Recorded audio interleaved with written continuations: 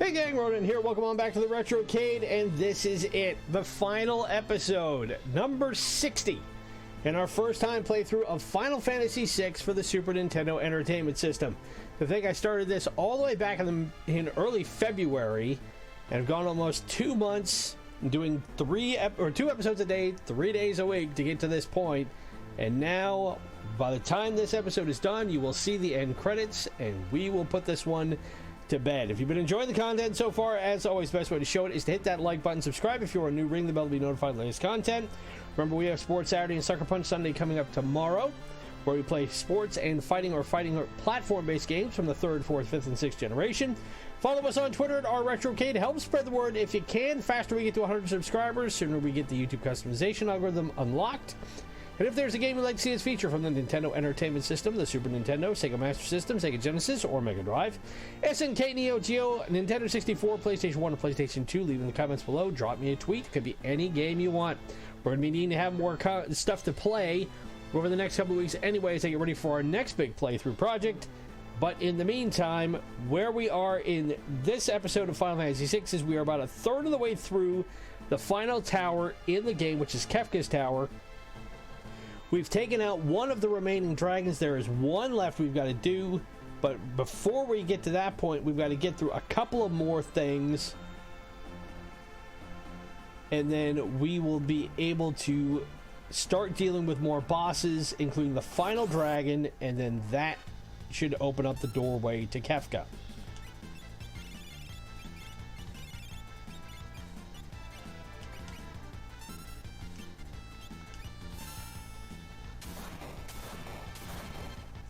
And how I do love being able to hit things with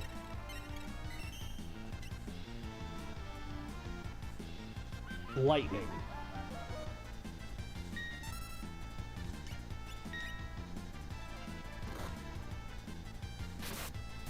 Okay, took that out, and now down comes Edgar. Oh, that's going to take him out. And it will not take Shadow out, because Interceptor, as he is aptly named, intercepted it. Okay, so, whoops, I need to bring back Edgar.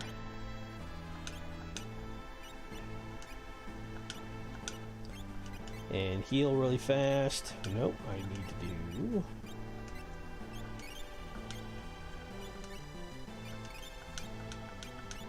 I should give Tina another ether or two. And now that she has learned Flare, I will do this. That way we have a protection spell handy.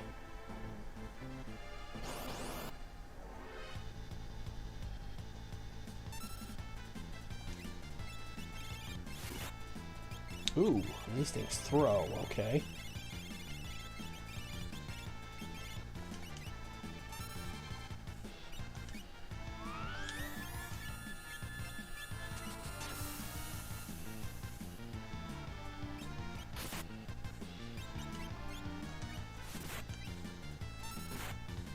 Alright, well, you guys can knock that off anytime you want.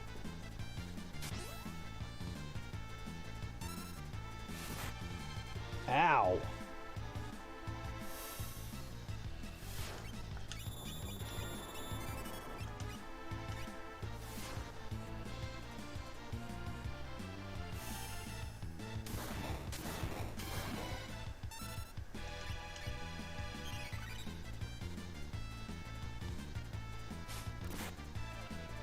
Okay, well, you can keep hitting Gao, because he will go ahead and regenerate for as long as you want to hit him.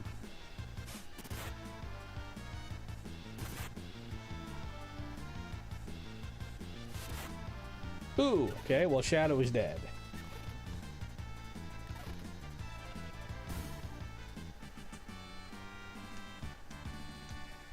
But that could have been a whole lot worse, I think. This is definitely going to be as is befitting the final dungeon in the game, it's purely about attrition.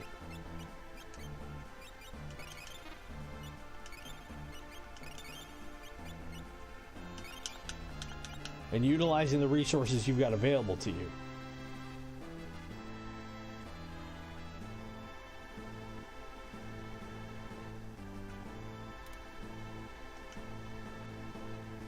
Okay, well, I didn't do anything.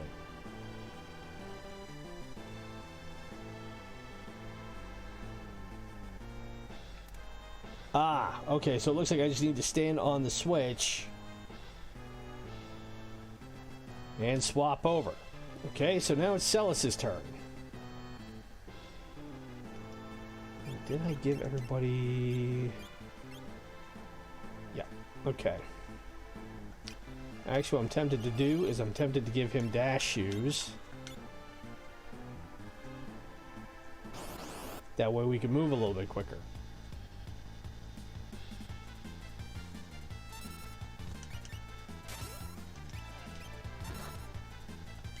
And Mog can jump.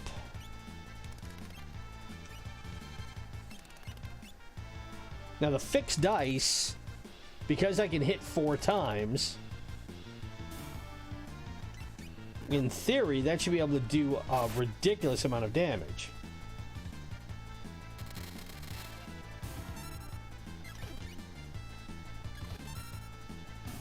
And then Mog can drop on them for up to 4 attacks, which is even better. I gotta change up.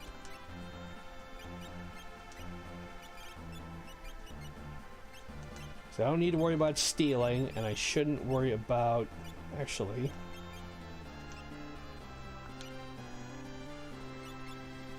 Or, conversely, I could give... I'll do that. I will give him throw.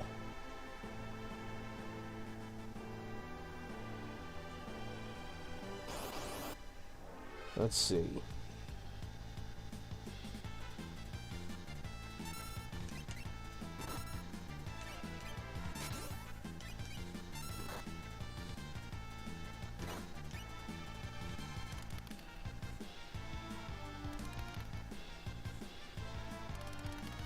That he's able to roll his dice 4 times and hit for different amounts is great.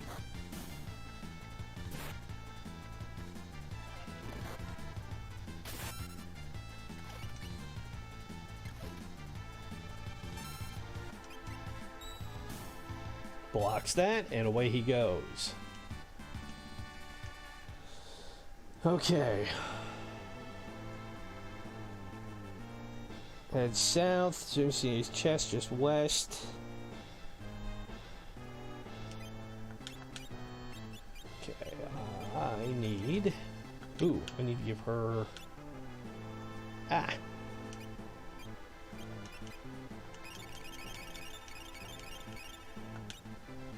Okay.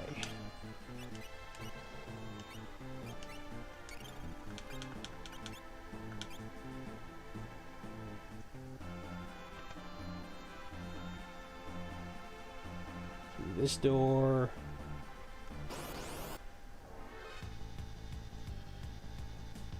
Ooh, 2 armor bases. This isn't gonna be fun.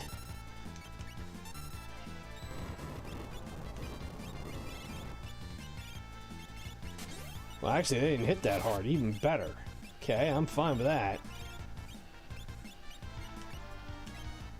And the shurikens are always helpful because, as we stated before, they go right through anything's armor.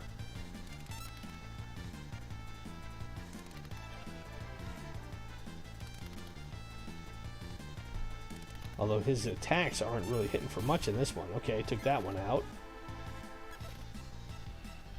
3. And the holy should polish it off. Bye-bye.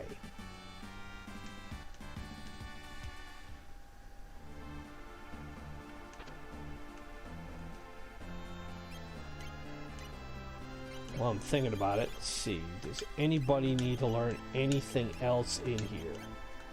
She needs to learn Thundaga.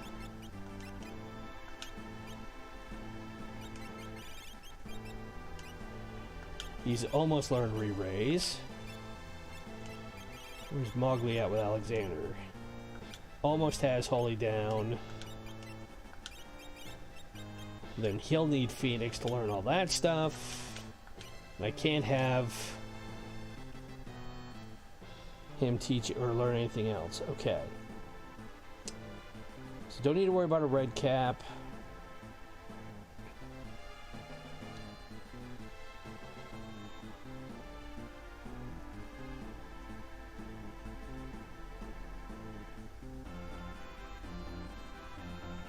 And we're now going through the Magitech factory. There's a save point over there, which is going to be helpful.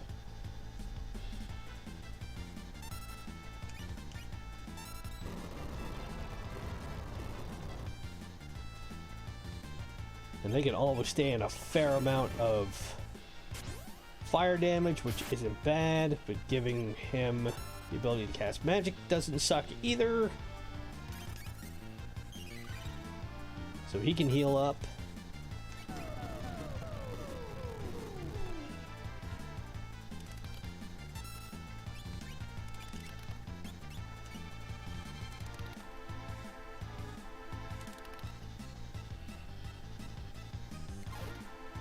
And then dropping Mogs.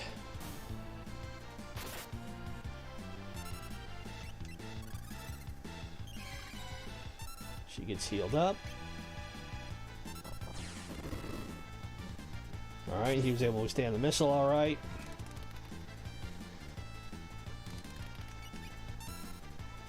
And this should easily take this thing out. I've hit it for almost 10,000 damage with these rolls. Goodbye.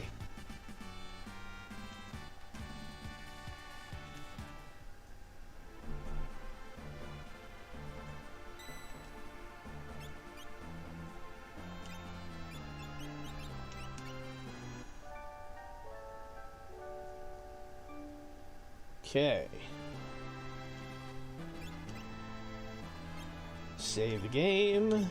Yes, do. Do not tell me I'm not saving it.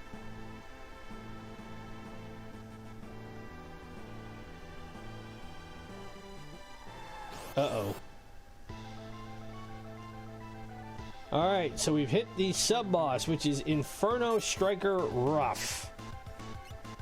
His whole thing is lightning attacks.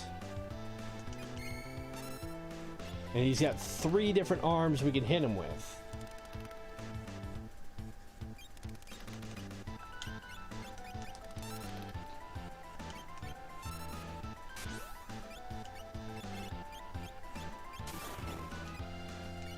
And if you want to zap him with fire, you're more than welcome to do so.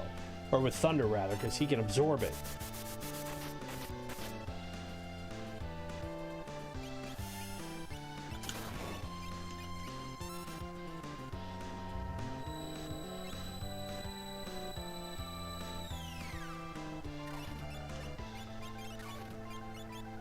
Alright.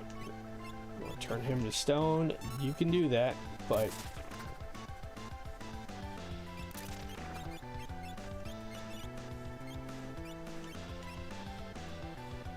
that's what the gold needle is for, and that's where it's helpful.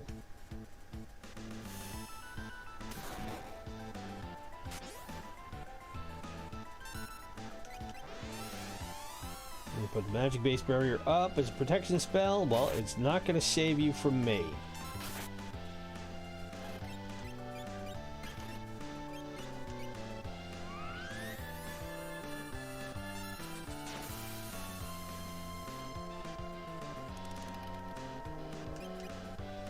$99.99.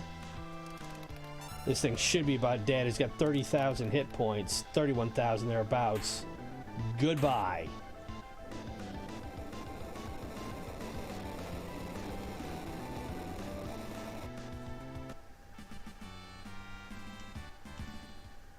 And Setzer learned re-raise, which is helpful.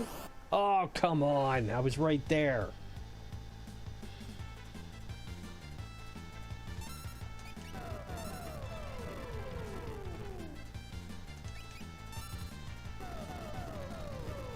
You're going to take him out, aren't you? Nope, it only cuts him in half.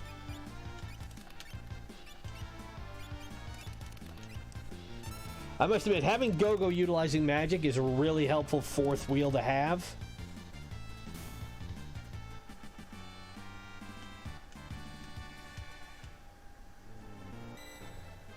Because you wouldn't think that having him there is going to be much help at all. But since he can mimic but also utilize his magic, it allows me to not have to utilize what everybody else has.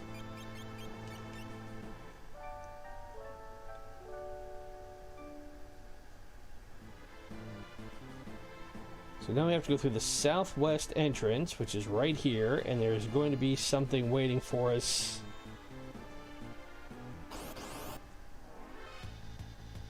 Something else waiting for us, I should say, besides these guys.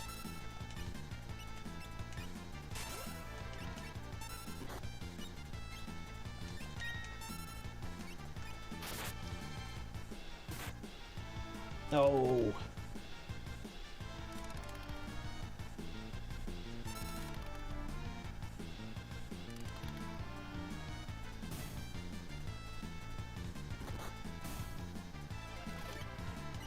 Okay, and he's gonna heal the Marlboro.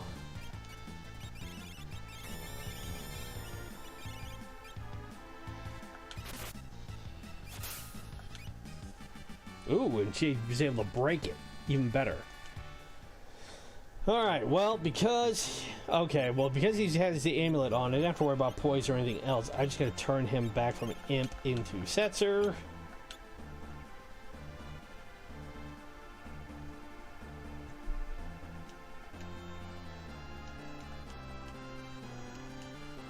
Okay, can't go that way. Gotta go this way.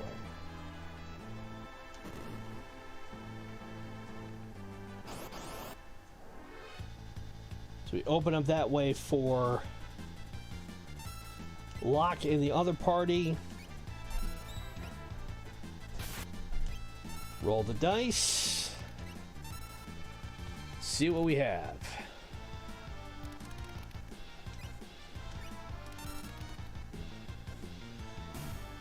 Takes them out, which is just fine with me. So the heavy hitters are gone. That the best you got?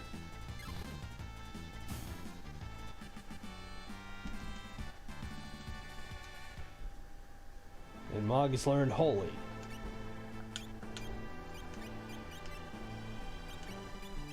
Which means I can take Phoenix off of him. Anything else he needs to learn?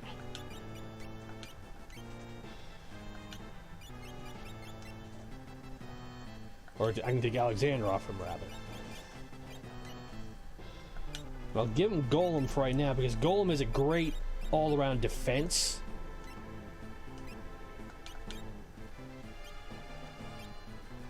And where is Setzer at with? Okay, actually, correct that.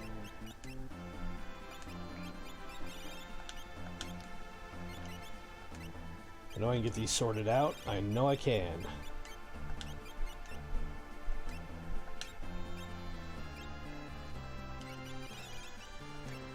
Give him Phoenix. And go from there. Ooh, there was a bunch of stuff up there I missed.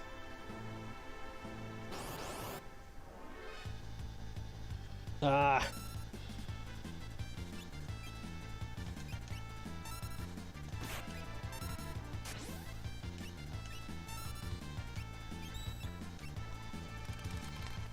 Alright, well, I'll let him roll.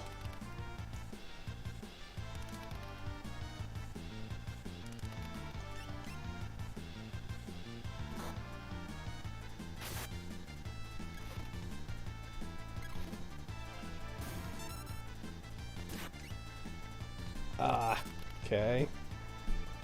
Well, now that Setzer can roll 4 attacks on that Marlboro undivided, this should take it out. Oh, yeah, and then some. Not a big deal.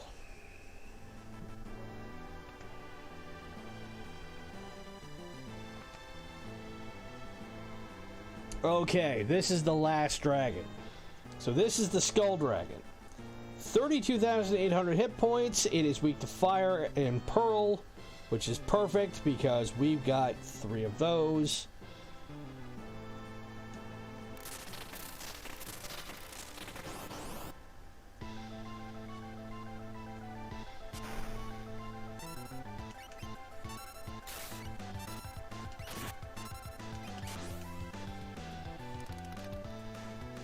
And I will have Go-Go mimic Mog and jump and attack.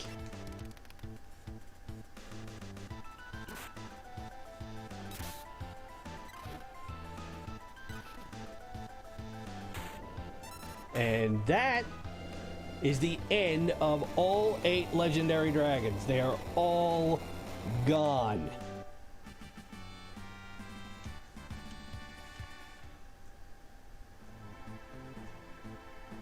So the Seal of the 8 Dragons is dissolved. And we received a new Esper. Okay, what does this one do? What does Jihad do? Meltdown and Meteor. Nice.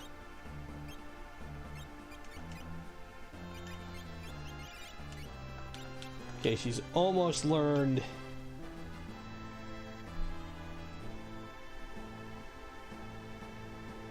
those, and I can head out here, come up this way, get those chests.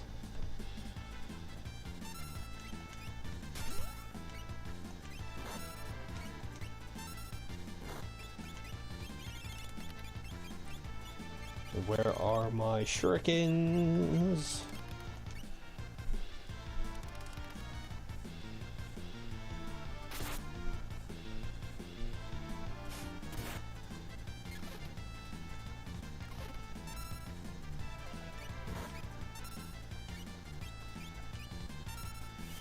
How much gonna be able to shave off of him? Well, not too much. 170 a pop, I can live with that. And I hit you for rush damage with 2112. Yes, I am that much of a geek that I will see that and automatically think that. I don't care. After 60 episodes playing this game, I really don't care.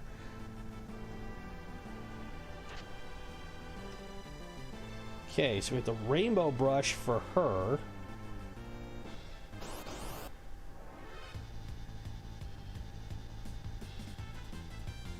And that will go to Realm, I mean.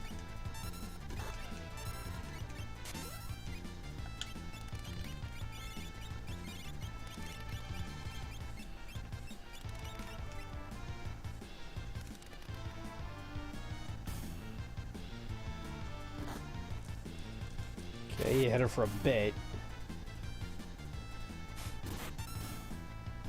But you're still gone.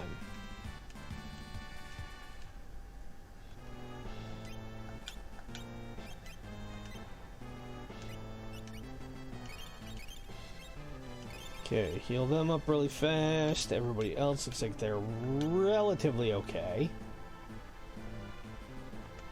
Back through the door. Back through this door. Up through this exit.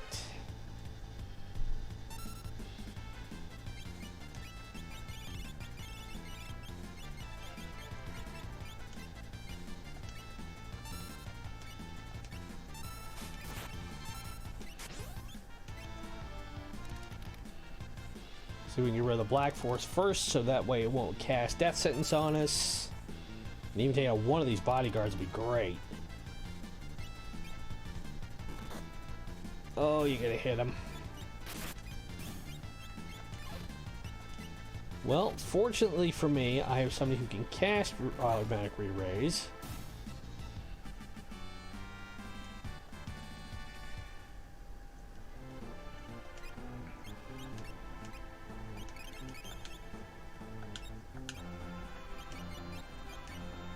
As well as level 3 cure spells. So, haha. Eat that. This way, we will come around, and this should get us to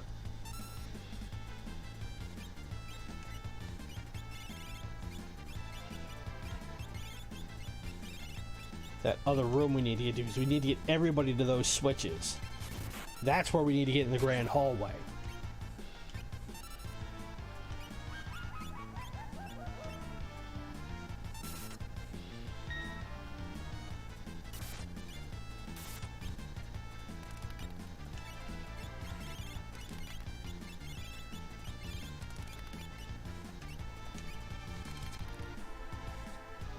Okay, takes care of them.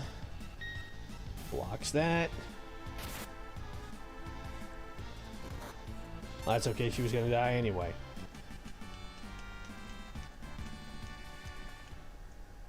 Sets her learn degeneration. Now, whoop, no. Need this.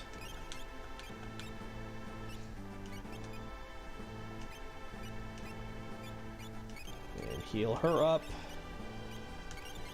Top him off, top him off. Top them off, I should say. We still don't know what gender Go-Go is. Not that it's really relevant, but...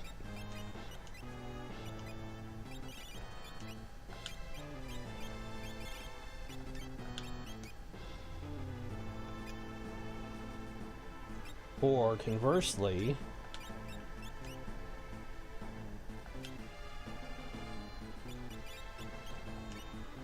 I'll give him Golem. That way these guys have a defense spell. Okay. Switch 2.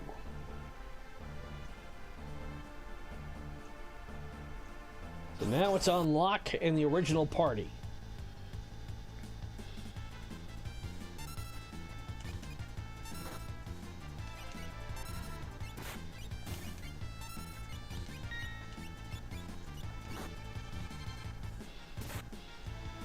And she will still regenerate enough that it won't kill her right away, but even so, casting Cure is not going to be a bad thing at this stage.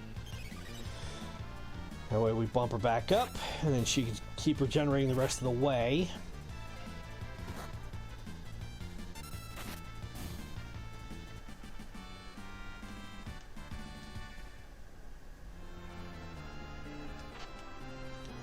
Got another windmill. Okay, not that I really needed it.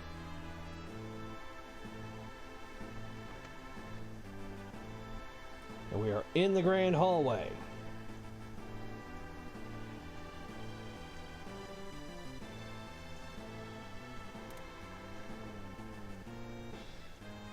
So now...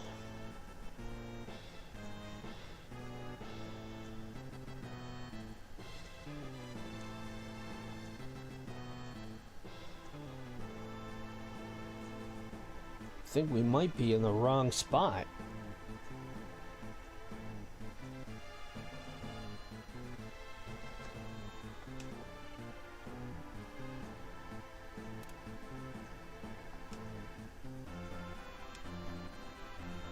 Ah, okay. So now we have things to fight. So before we can take those things out, or before we can move on, because we need everybody in here.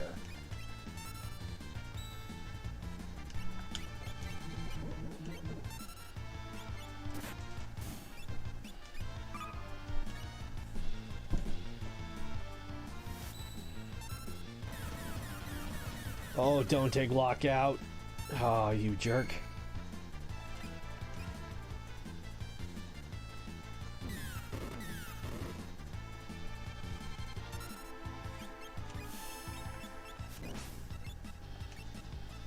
Well, that's fine. You can heal him all we want.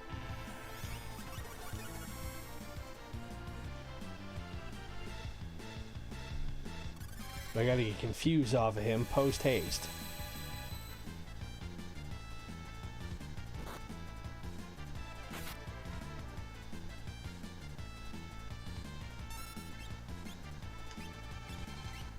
Let the other innocent worry about him. Bring Locke back from the dead.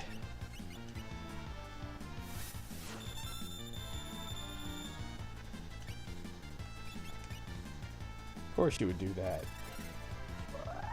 You schmuck. Again, it doesn't surprise me that it is pulling out all the possible stops in this.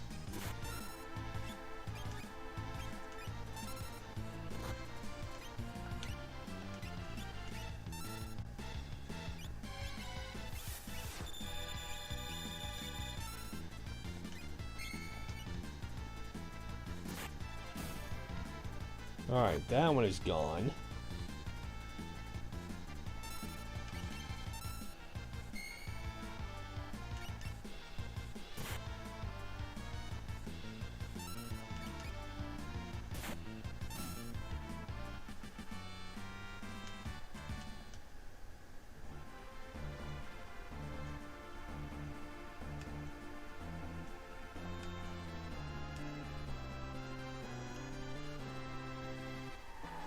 Okay, shoves that one over. That opens that gate so she can go through the door.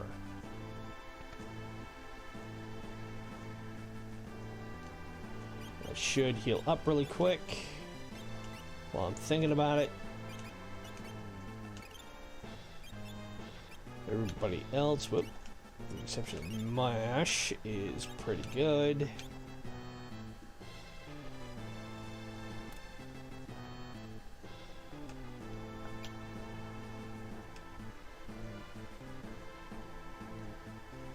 Okay, so she's gonna have to come up here.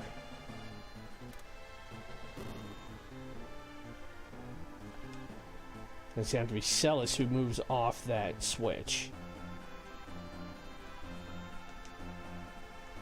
So she pushes the weight down. That opens up that gate, lets her go through.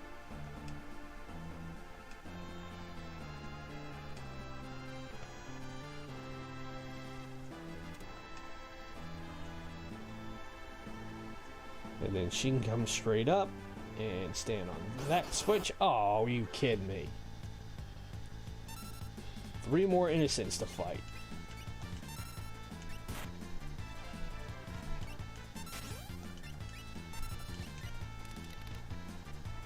Well, since we have the dice, and these guys can go usually a lot faster than my other parties can, this should be a lot quicker. Especially with Mog coming down and poleaxing them. Yeah, I'll take that gladly.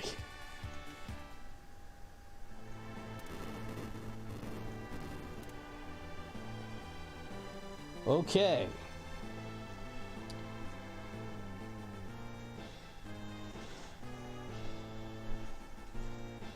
So now we will come in and we will start to fight the goddesses.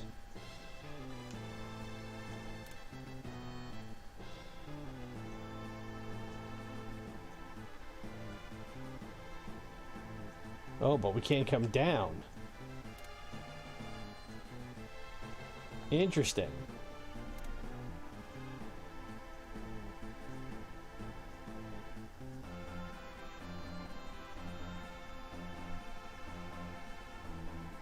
Okay, so now we're gonna have to come in and with, yep, we're gonna use these 4 and fight the Guardian. Where are we at on health? Everybody looks like they're okay. Now the Guardian was waiting for us at the end of Act 1 when we originally went by the Imperial Fortress. This thing was sitting there.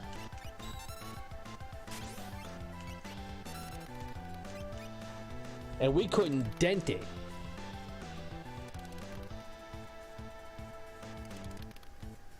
It's got 60,000 hit points. It's susceptible to lightning and water, being mechanized.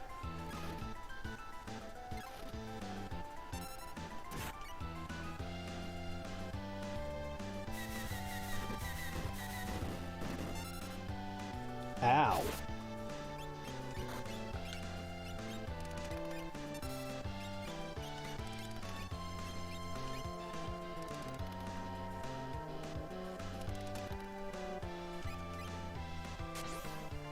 Now I just need to be able to heal Setzer so he does not bite if that ray gets cast again.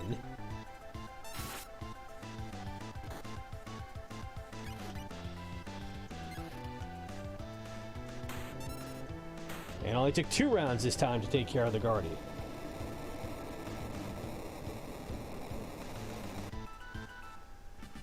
So it doesn't leave anything behind for us, but we do get a save point. Whoop. Back her up. And we needed that, because we're already 35 minutes into this episode. And more importantly,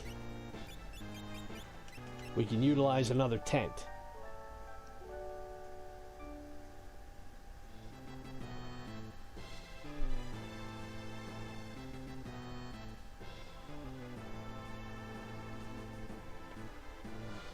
So let's see.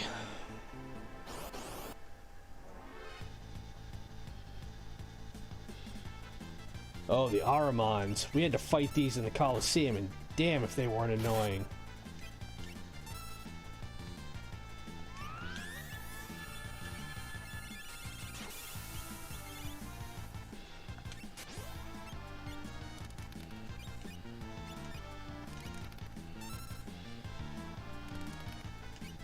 Well, if we can take Miss Virginia should be gone at that point. If we can hit it for 99.99, then that's it.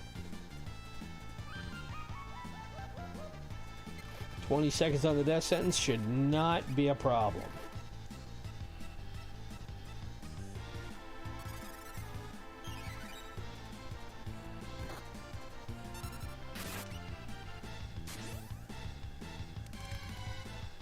Because he'll keep rolling the dice, inflicting as much damage as possible. And they're gone.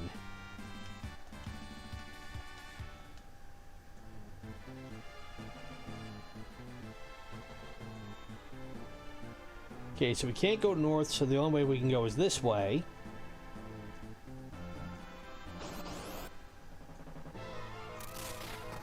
Oh, we walk right into a boss battle. So this is Kishin, also known as the Poltergeist. It is weak to poison.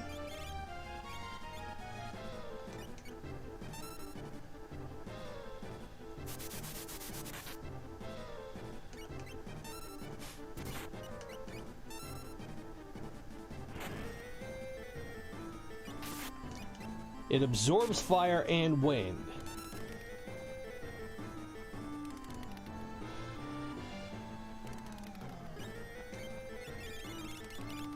But it is...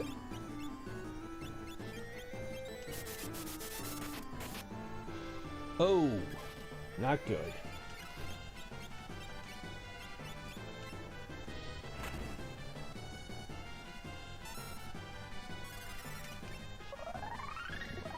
It automatically or it naturally comes with float and haste and safe.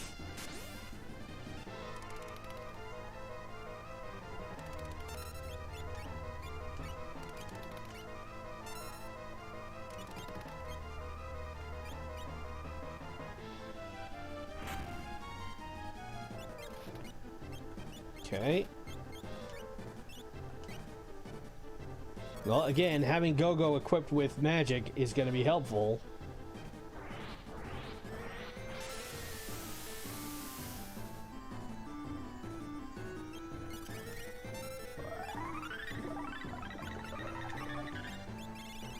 I just need something to be able to cast stop or slow. Oh, damn, now he's casting Meteor on us. Oh!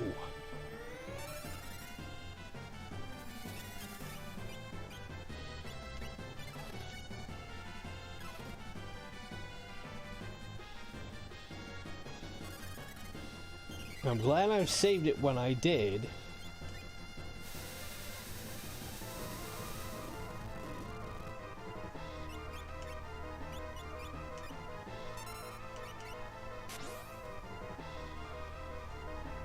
And that he can keep jumping and staying out of the way of most of this damage.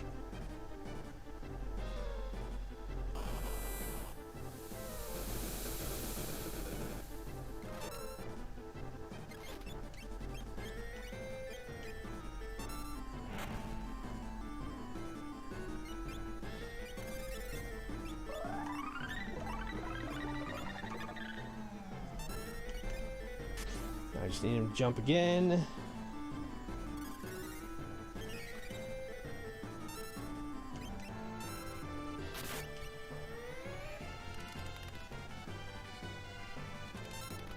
And now, hopefully I can start really laying into it for more damage. Goodbye. Well, I wasn't anticipating walking right into that boss fight, but we get another save point here.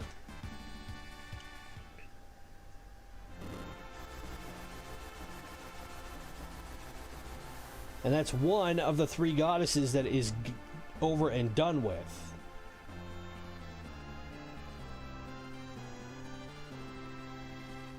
So we need to go north through the door.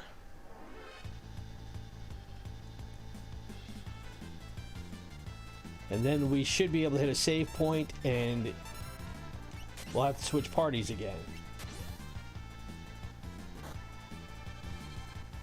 But by comparison to what I had to deal with Fanatic's Tower, where you couldn't use anything but magic to be able to take stuff out, this is a lot more satisfying. One, because my characters are built up enough that even though we're getting hit and my characters are getting offed, I'm able to bring them back. We're not having to restart any time.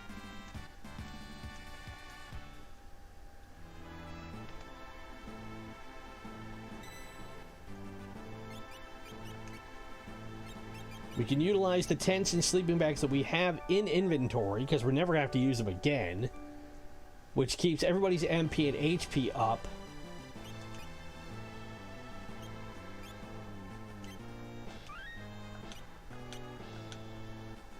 Now we're not doing that bad. So now what I need to do is I need to take lock. Where are we going?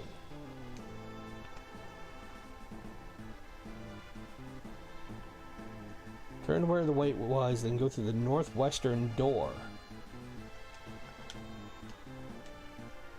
Whoop, hang on a minute. Hit the wrong one.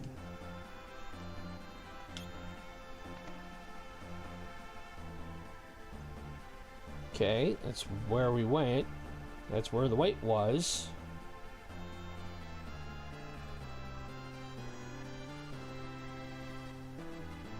Then go through the northwestern door.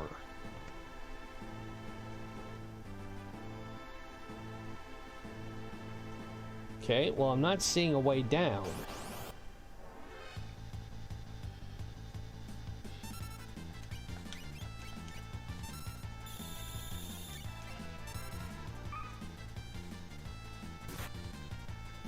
Crud.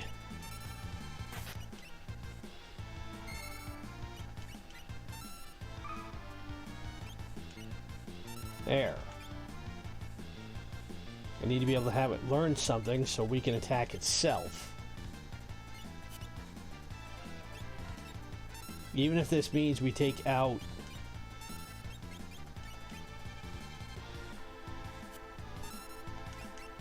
Alright.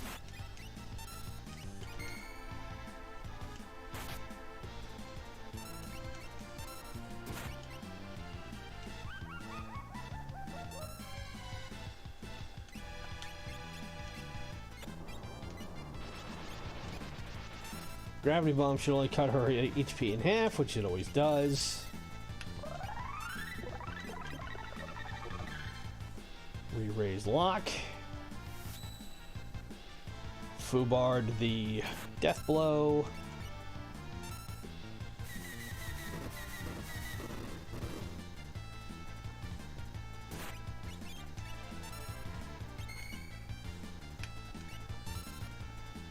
Now we should be able to take this thing out.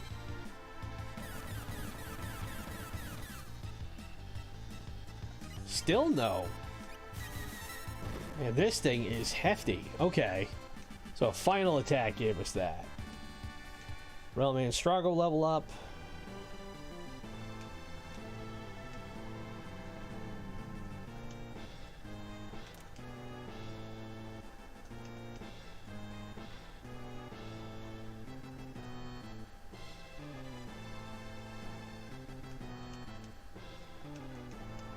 Okay, there is no way to get down. So this is telling me we switch back to party 1, exit south, return to where the weight was, and go through the northwestern door. Follow this lower hallway to the north end and use that door. So how do we get down?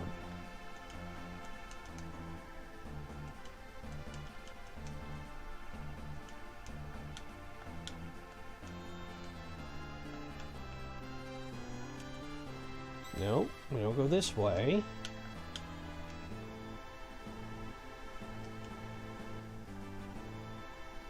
If we're stuck, then I'm going to be very unhappy because we've gotten all this way.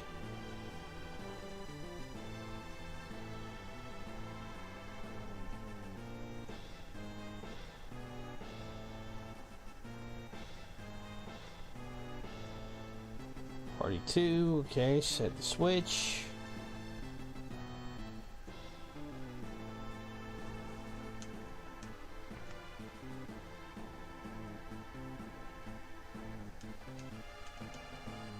Because there's a door there.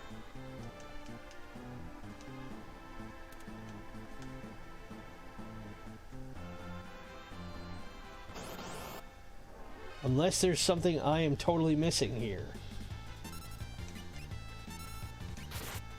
Which again, if that's the case, I'm very displeased.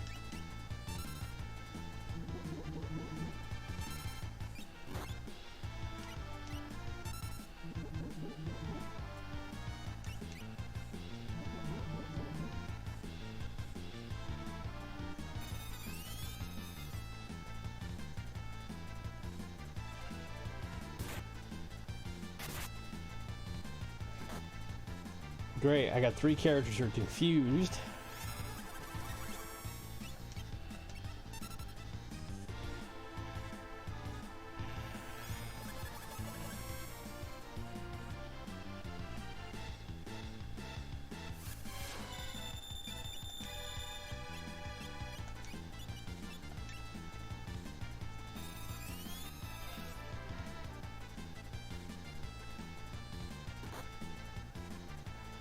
And now Gao is hitting himself.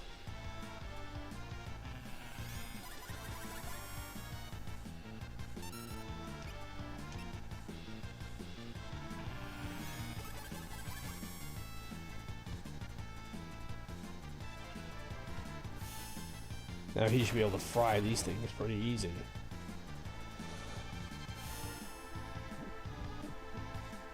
Seriously, dude? Do you mind?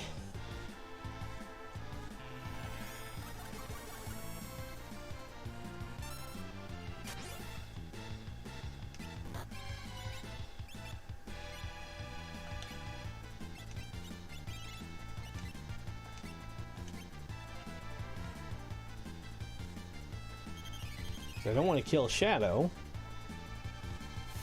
And hopefully he will fry this thing before Edgar comes down, which is exactly what he did.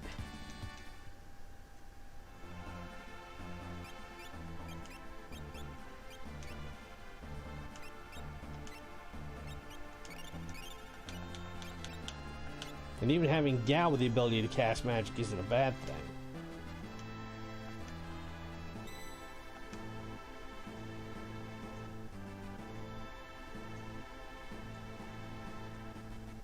Okay. Alright, you have to bear with me for a sec here because... Oh, I don't care. Don't you love it when you're trying to look up something and you get a pop-up message for something that you have absolutely no interest in?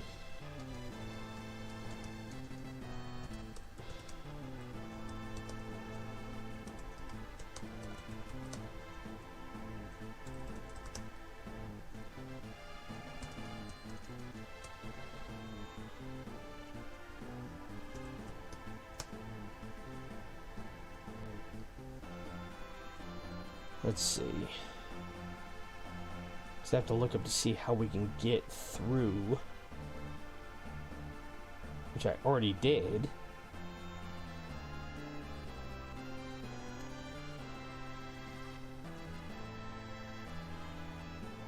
Okay, the switch room.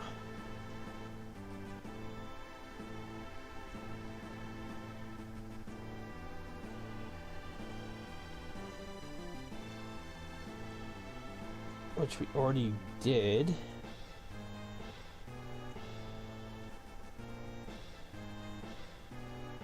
Mm.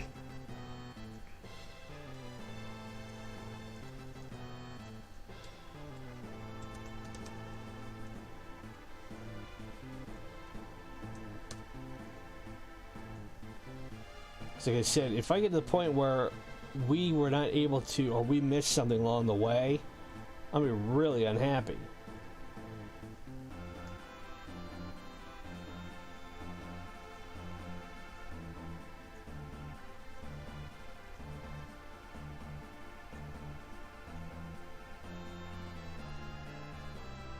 Okay, take party one back to the room where you fought the Guardian, head down to the switch over the room, and one from down there.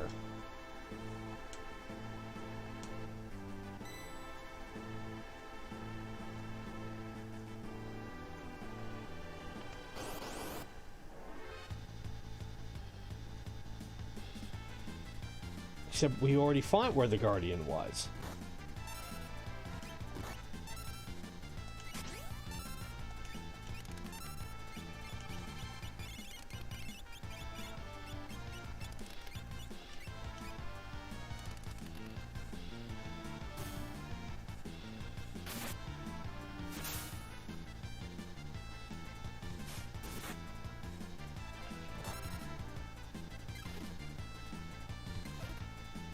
Because this is telling me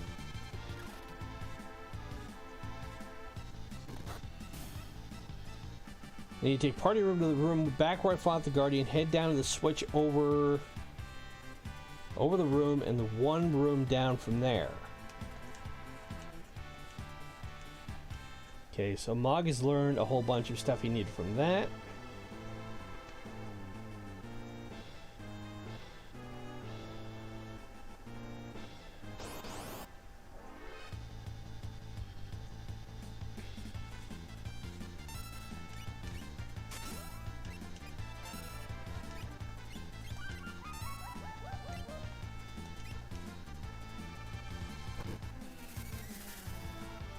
You turn him into a Kappa now, seriously.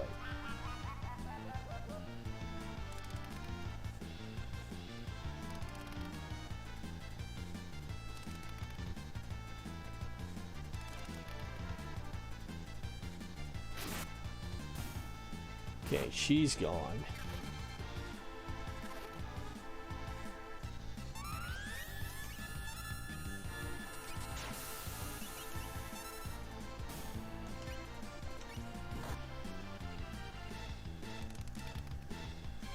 We should be able to take the second Armon out before she dies, hopefully.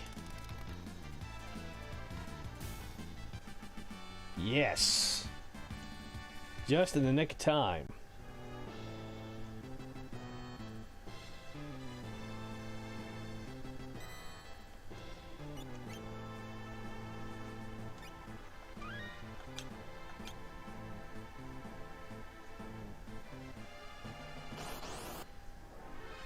Okay.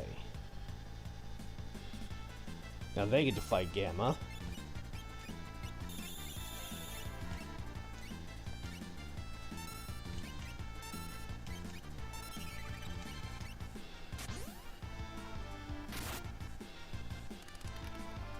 And with the dice, this should hopefully do enough damage.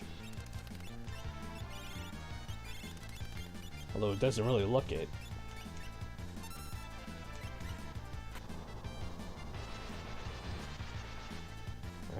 Well, you whiffed on the gravity bomb. That's fine with me.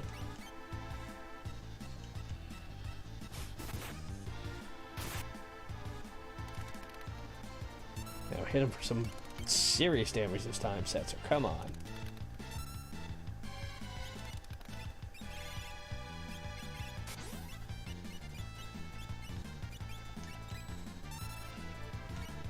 Block that. Now this should be the end of it. Okay, so it kept Setzer alive. I'm wondering about this switch. Ah, there we go. Okay. Would have been nice to have been able to understand that at the time. Nope. No. I want you going that way. So you're in that door, you're in that door. And now you can head back up this way. And more of these creeps. Okay. See, they didn't have this in my original walkthrough, which, again, as I've said throughout this whole thing,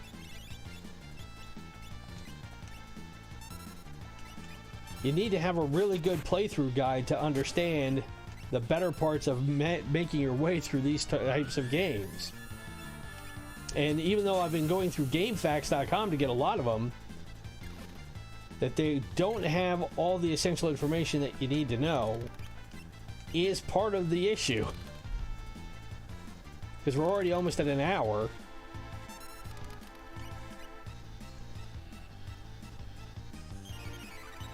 Oh, and you cured him, you jerks.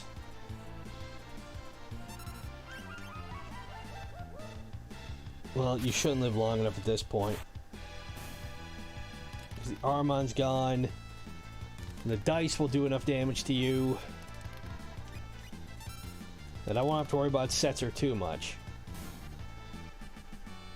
Besides, I still had Mog coming down. No, get back to that save point. Thank you.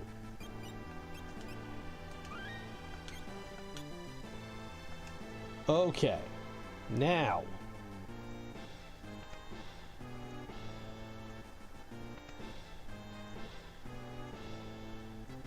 we fight the next battle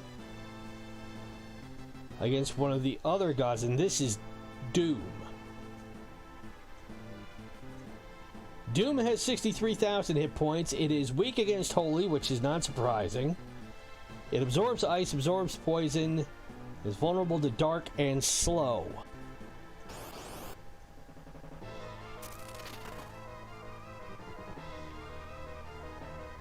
And obviously we can't manipulate it, so there's no point in trying.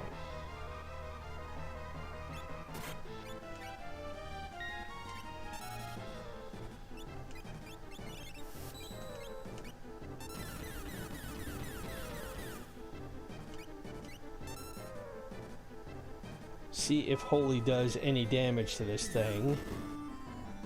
Nope, didn't surprise me on that respect. But as long as I can keep MASH hitting it with the Illusion Battle Dance, this should be pretty quick.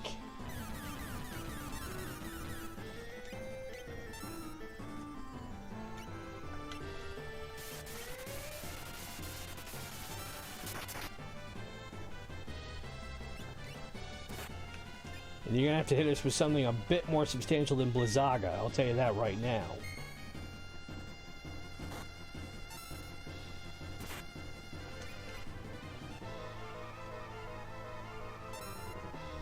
Uh-oh.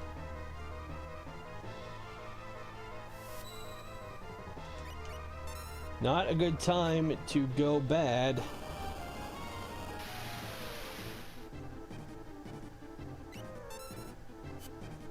And whiff on the death blow.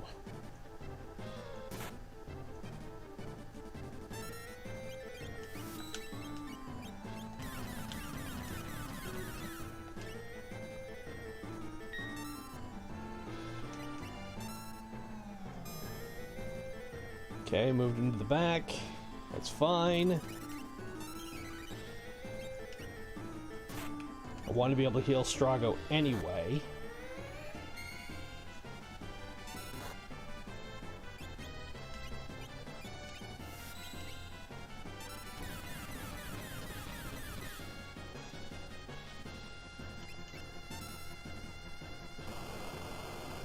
Casting Force Field is still not going to help you long term.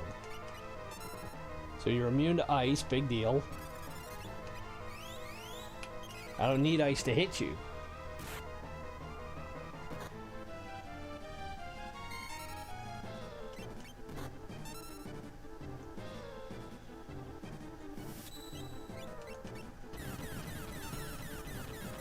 He should be pretty close to the end here.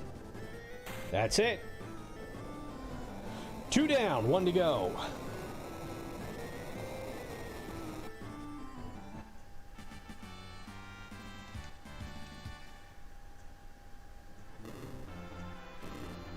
And Strago learned 2 more lures. Not that they're really going to help us at this stage.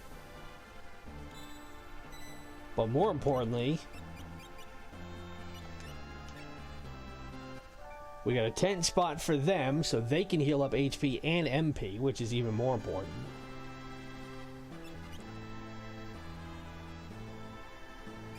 And we can save it again.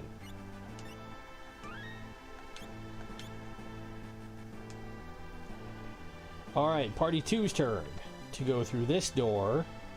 They'll go through this door. And now we've got the last goddess to deal with. She has 44,000 hit points. No weaknesses. She absorbs lightning and absorbs pearl. Which means I can't give her Lightbringer. So I will give her the Ultima weapon. We'll give him the Partisan because that does not inflict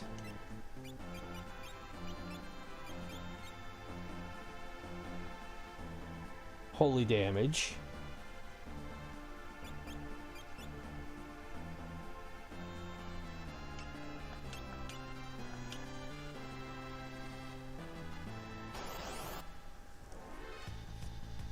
We gotta fight something first? Really? Really?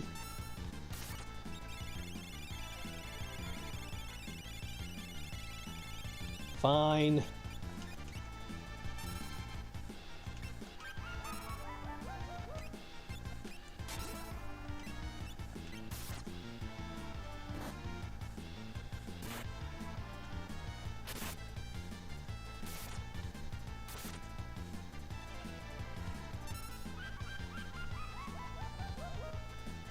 And it still takes Shadow out.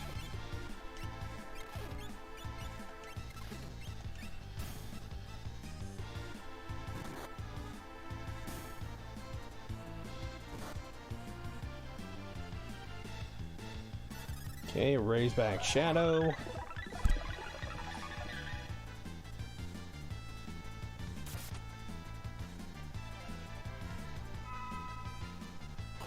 Flare Star should take out the Samurai. Still didn't.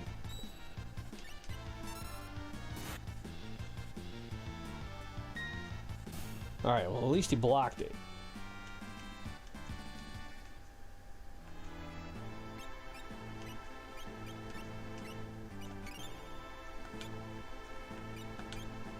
Okay, I need to use a couple of ethers really quick. Just them over 500.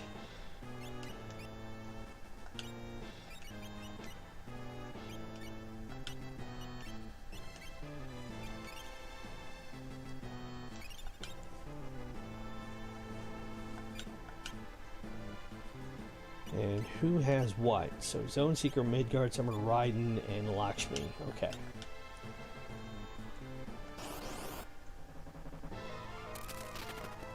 So Megami, the final goddess of the three.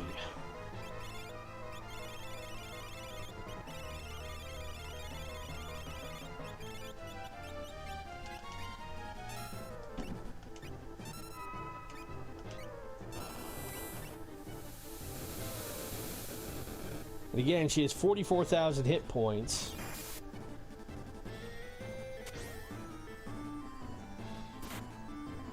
And if she feels inclined to hit Gao with lightning spells, then we can do this back and forth all day. Because Gao's got the HP to handle it. But this may be a very, very quick fight.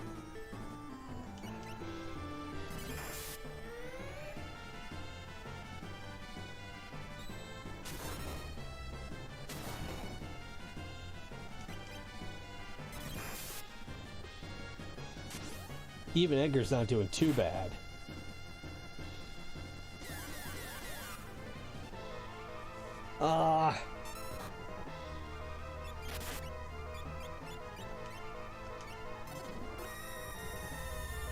Ooh, this might be ugly. Okay, well, Shadow is dead, which means he can't defend her.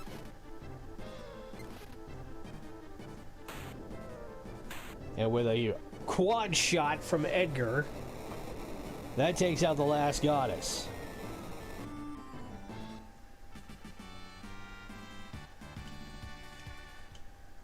And we got Excalibur.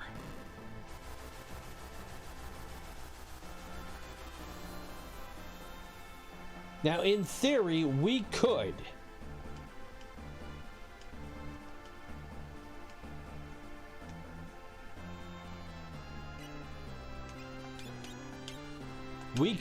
leave now and go back to the Veld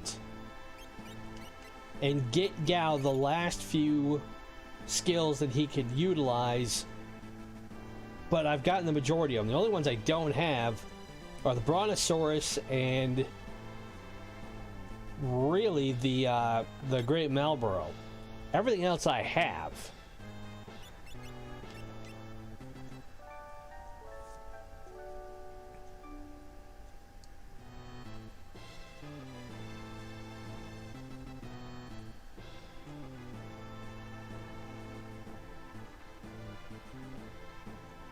So, we go through this door.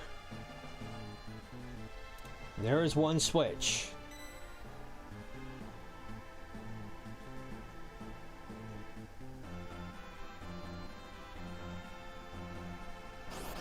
We're gonna have to fight our way up to the secondary switch, or the central switch.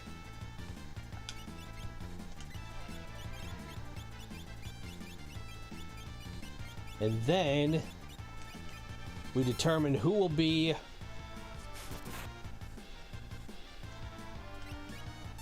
the ones who fight Kefka, or in what order we're going to do it.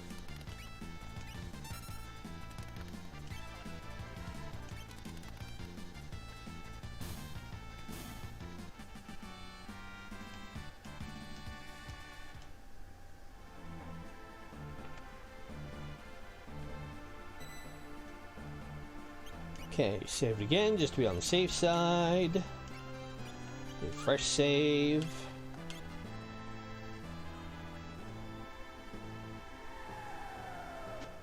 We're on this switch.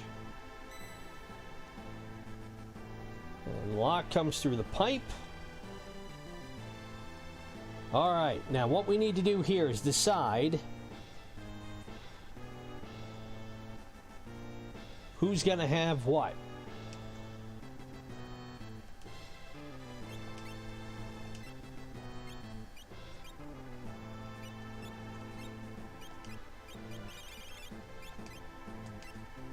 So I will give Tina Jihad.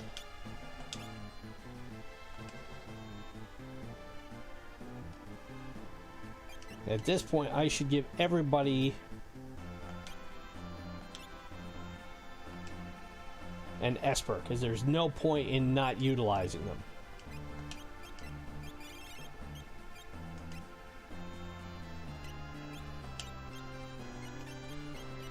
Give him Alexander, give him Bahamut.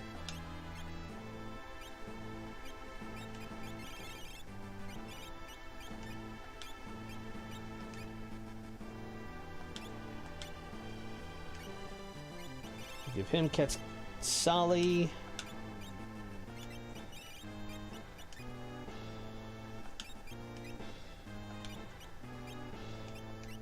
Ooh, and Phantom might be handy here. Okay. It's 1. That's 2. That's 3.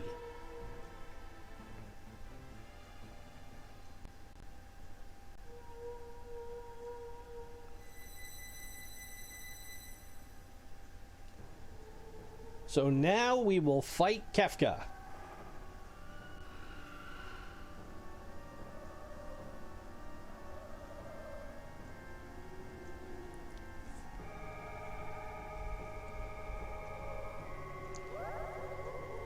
And as usual in Final Fantasy, we will fight him in what looks like a couple of different stages.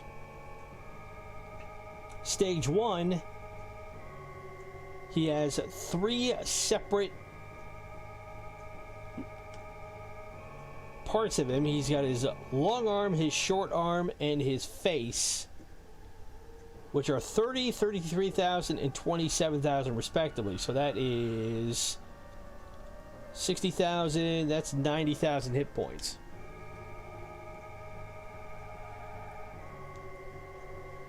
And each one has a weakness. His core is weak to fire, his long arm is weak to wind, and his left arm, or short arm, is weak to water.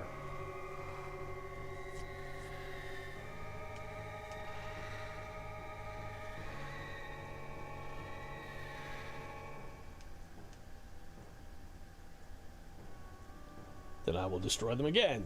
Why do humans continue to rebuild what is destroyed? Well, it'd be far better if they all did perish, leaving just him left.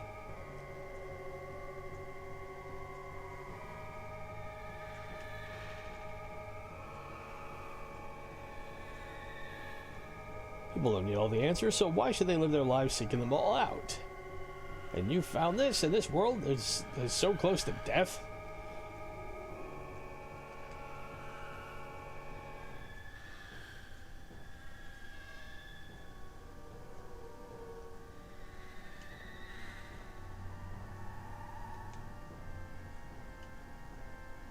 So now it's the point of what we have all learned over the course of the last 70 hours.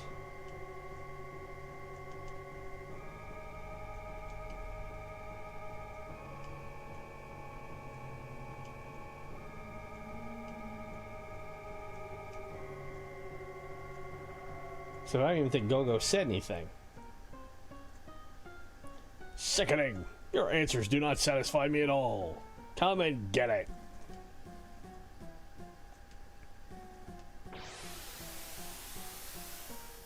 Oh, who's this? Oh, Kefka's torching everything. As if the world was not already screwed up enough. Oh, other people are but dregs, lower than dregs. Lower than the lowest of dregs. It's quickly devolving into a Dr. Seuss nightmare story.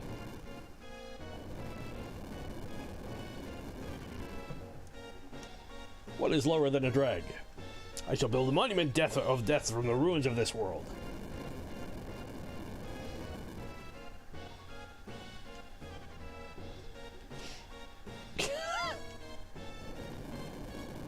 No, now here's Locke. You don't have the right to claim another's life.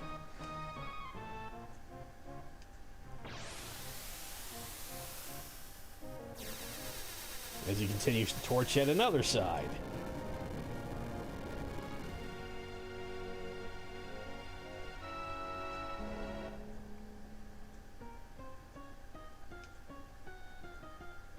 So we need to reselect the party order, it tells us. Okay.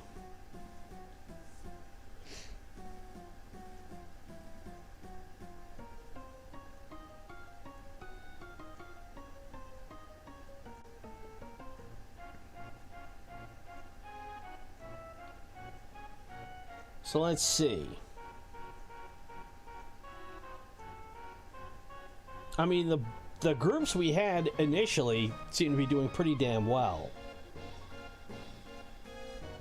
So we had select party orders. So we have Tina, Locke, Shadow, Edgar.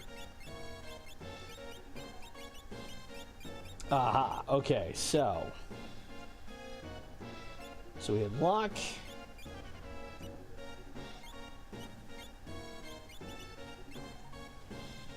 Let's see, who did we have in this?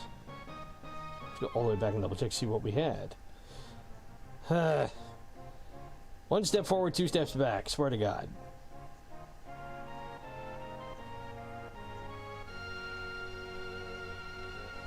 Okay, so we had Locke, we had Mash, we had Strago, and Realm. Then we had... Whoops, Tina... Edgar, Shadow, and Gao, and Celis, Setzer, Mog, and Go-Go.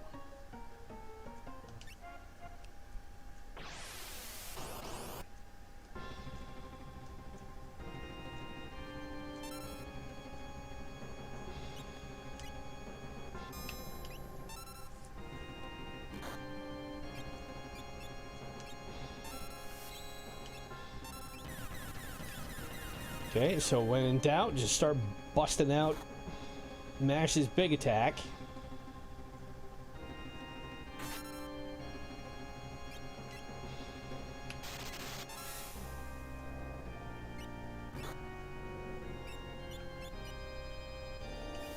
And mainly what I'm going to utilize Realm for in this is purely to cure people.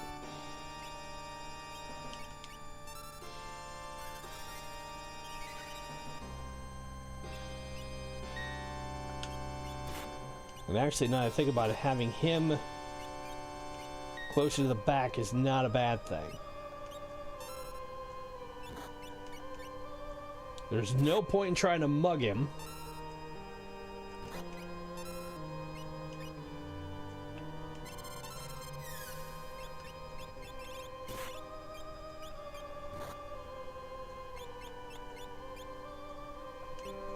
Let's see what the Grand Train does.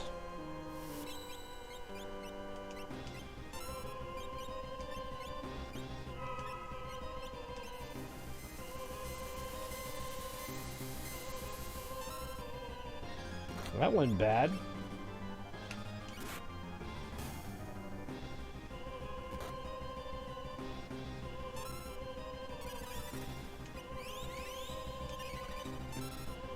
And Monk gets healed up all the way.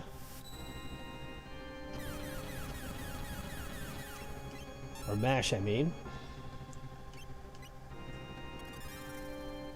As does Strago. I have to keep in mind Monk being, or Mash being wounded.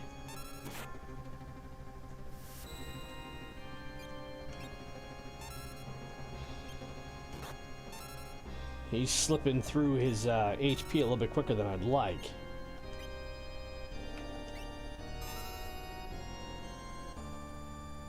Okay, keep changing it. That's fine.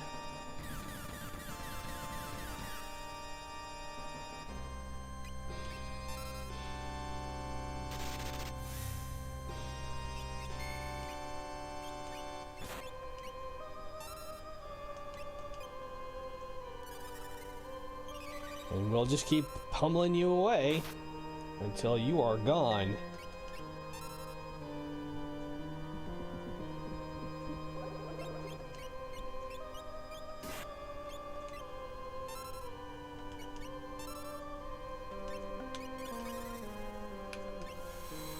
Let's see. I don't know if Asuna will take off wound protection or not, or wound damage, I should say. I think it did. And hitting Realm is not a big deal because she'll be able to regenerate that little of attack.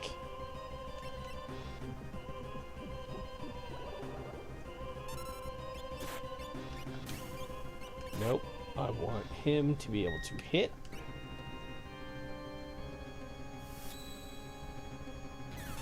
I want him to be able to hit, and then I can have her use the golden needle on Strago. But we don't need to worry about it because that takes care of tier 1. But now, as you can see, we are matriculating up to tier 2.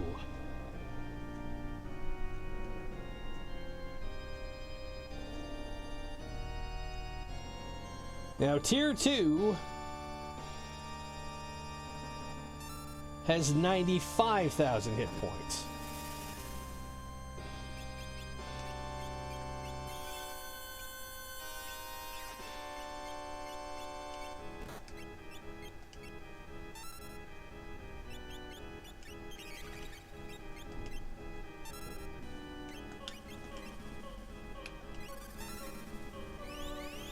But having Tina in the party is going to be helpful because now we can start casting Ultima. And that'll be even nicer. Because now that she has full hit points,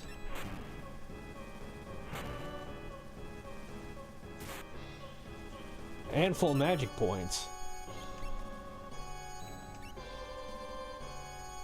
you can't be immune to Ultima magic.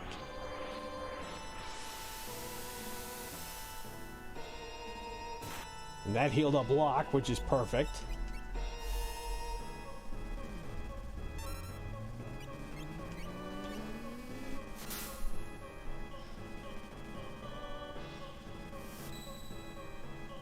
So she can cast that, and he can just keep waylaying into him.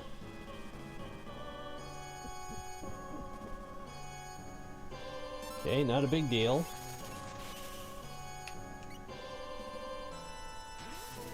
Dispel's not going to be a problem either.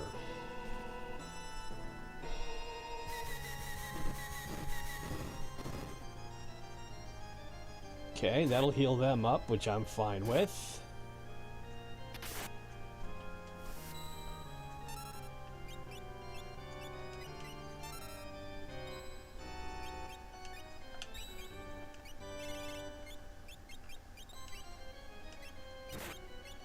I just need to get that antidote to Locke.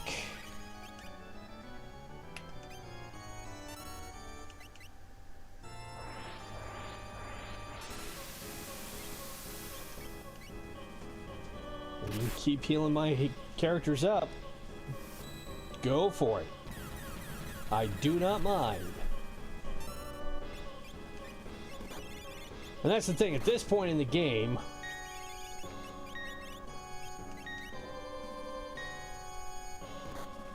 there's just no way that my characters are really going to be suffering any... Unless they get hit with an instant death, which may very well happen.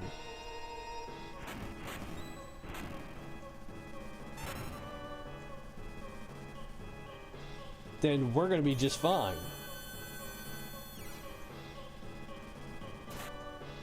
Because everybody's getting healed up in one respect. The only one who really isn't is MASH. And that's okay, because I can utilize Realm to heal him back up. Oh, I just need to be able to start pulling off the bum rush more often. Oh, crap. And if one of them dies, then something is going to get resurrected. That's not what I wanted.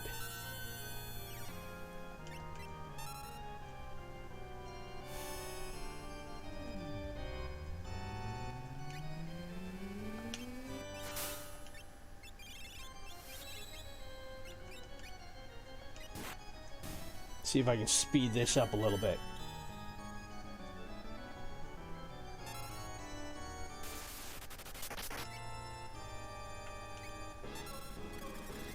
When in doubt, make everybody go quicker. Oh, no. No, no, no, no, no, no, no. That's not what I wanted to do at all. Damn, the reflect ring.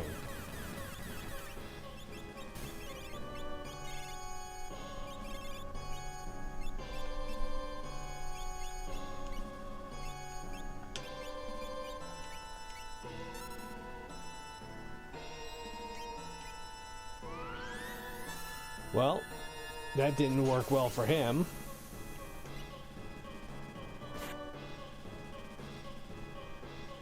And hit it one more time with Ultima, and this should be it.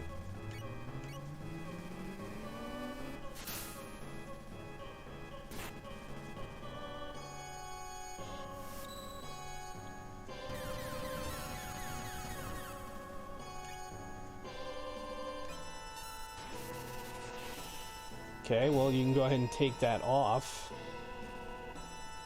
And we are now down to the final tier. And the top tier is a two-step with 40,000 with 50,000 hit points.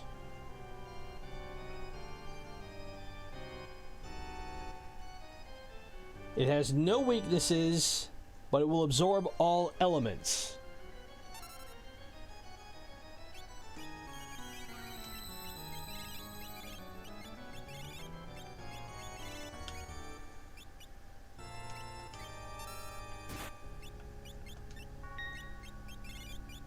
Which means busting out Ultima again is what is going to inevitably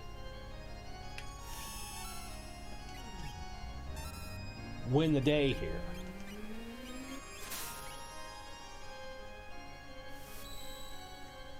I need to heal Locke really quick.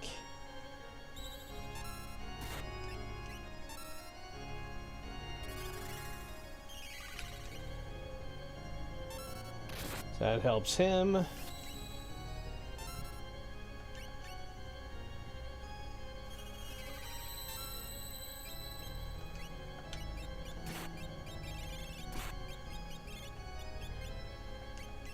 Okay, I've got 4 more ultimas I can utilize along with this one. And because it ended up picking the final force at random, that it gave me Tina just did not help things. Or at least not for Kefka.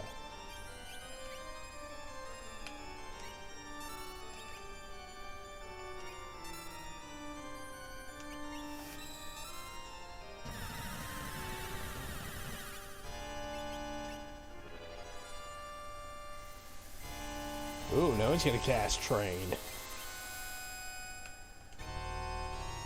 Well, fortunately, I don't need to see you to cast Dark or to cast Ultima.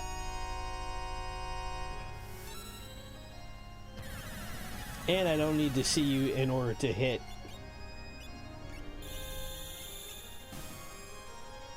Ooh. But that's it. So Realm didn't make it. Oh, but we're not done yet. Oh no. I thought that was it. But now we have to fight Kefka himself. And Kefka is 62,000 hit points. He nullifies poison. He inherently floats. And now that Realm is gone, we've still got Block, Mash, Tina, and now Shadow. And Shadow being able to throw things is going to be helpful.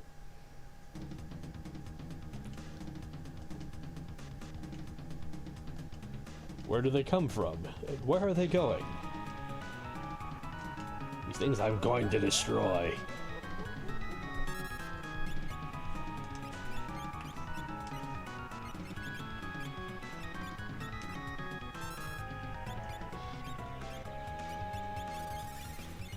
Well, and luckily, whoop, I haven't utilized my turbo ethers.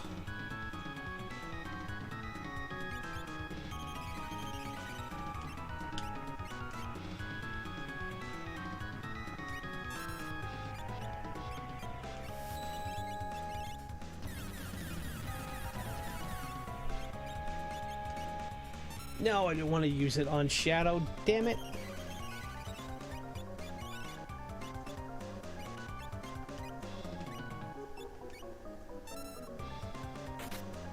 Oh, crap, Tina's dead. Well, now we got a big problem.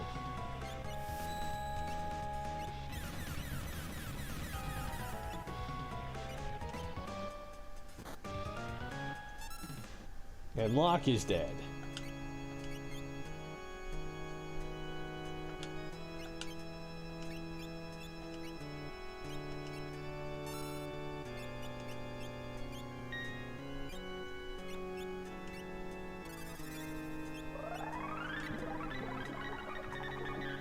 Alright, well, we'll get Tina back with full health. That's a good thing.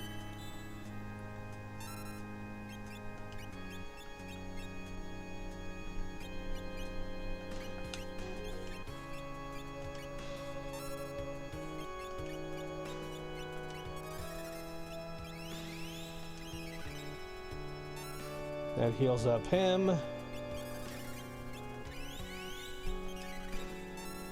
Heals up him and heals up him.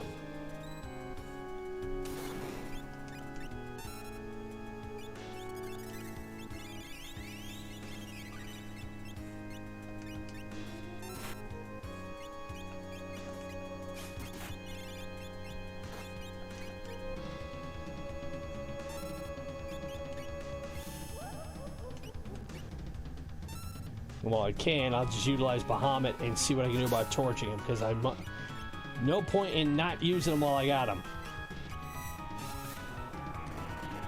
And Bahamut I always loved from Final Fantasy VII. You get 3 different variations of Bahamut, and each one is pretty brutal. And draws near. Holy judgment.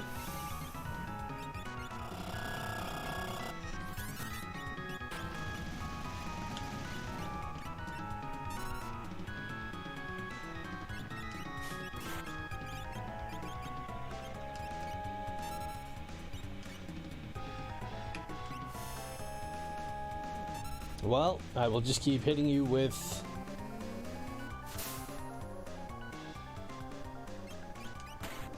Ultima, and that is that.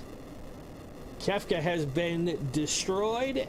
Everybody but Realm lived through it.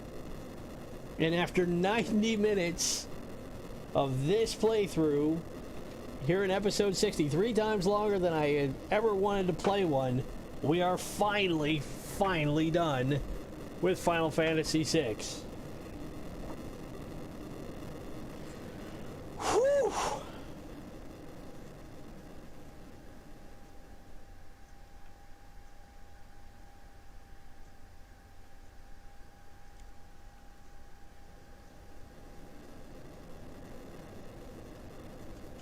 Not surprising the tower's collapsing, and there's Umaru and Cayenne.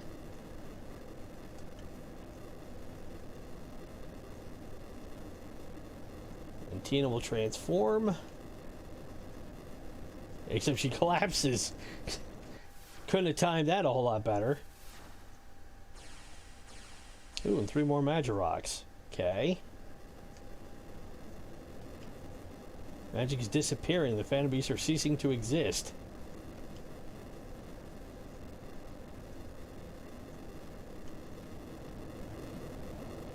She will utilize her power to help us get out.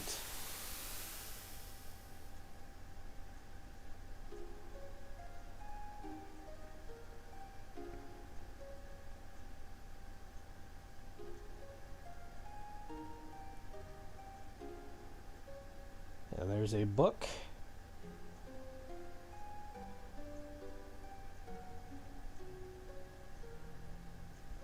Okay, is this the end credits, or is this going to tell us what happened to everybody? Or is it just the world bought it, Tina didn't survive, thanks for playing, the end? If that's the case, I'll be very unhappy.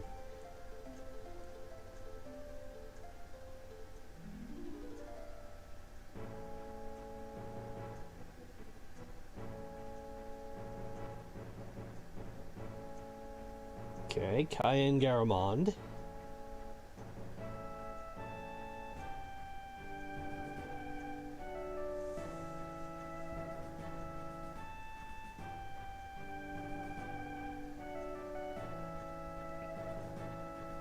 Uh-oh, Egger's in trouble. See, this is why I didn't bring you along. You hate machines. But dude is dangling for his life, and you need that to save him. Step on the damn switch. Just have to show machines who's boss, sir. Okay, Setzer.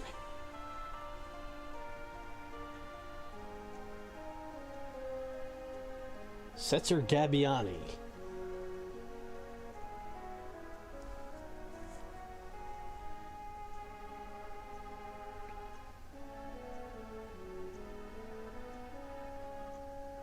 Flips the coin.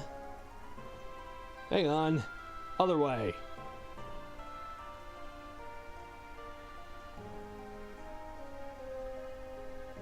Well, sometimes you have to take a contrary risk, otherwise you might just make a big mistake. Aha! Ah, Daryl, I'm sorry to sound just like you. You have to remember, Daryl is a female non-player character in this game.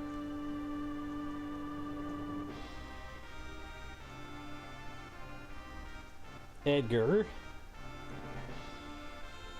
Ronnie Figaro, also known as the Creepy Night King. He's still creepy.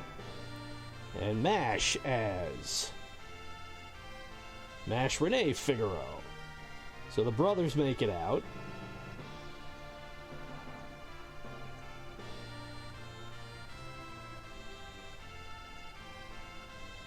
Meanwhile, Mash holding up a girder. Saying this while under an immense amount of weight. That is a long soliloquy.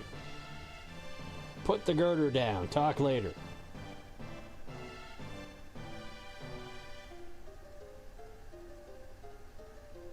Mog. Now, does Mowgli actually have it? Yeah, he's just Mog. Mog being the Mog.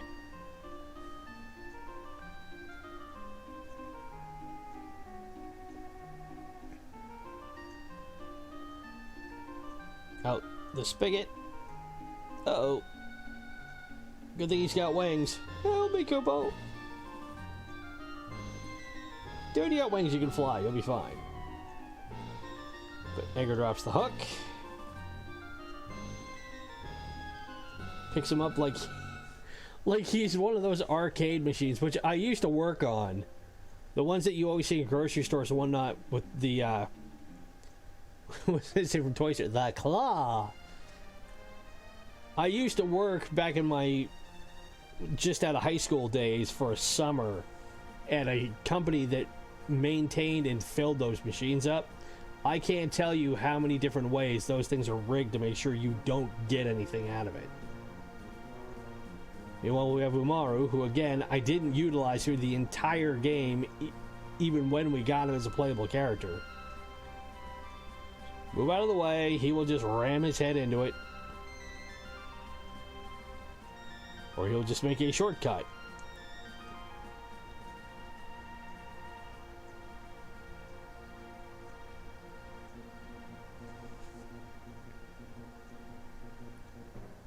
And who else do we have? Go-Go. As Go-Go. Well, of course. Go-Go being a copycat, Go-Go's gonna do what Go-Go's gonna do. It's what they do. Although I do find it interesting, and again, I've been holding off my overall opinion on this game until, obviously, I hit the end. But if there is one aspect of it that I do think is rather interesting, it's that there is frankly, a non-binary character in Go-Go. They never establish who or what it is, or what they are, I should say, making sure to keep my pronouns correct. And that's not a big deal. You know, nowadays, that's something relatively novel and modern. But back 25 years ago, having a non-binary character was considered, for lack of a better term, weird.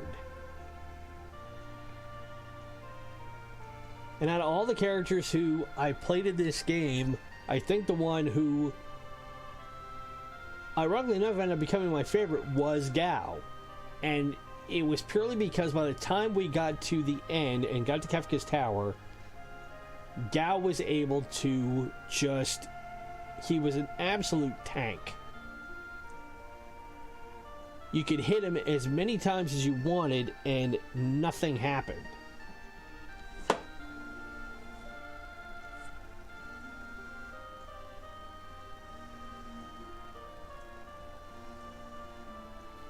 So we have Celis and Locke, who I'm sure are going to end up together. There's no way they're not gonna. There's Setzer. Whoops, Celis forgot something. Floor's breaking up. Hurry.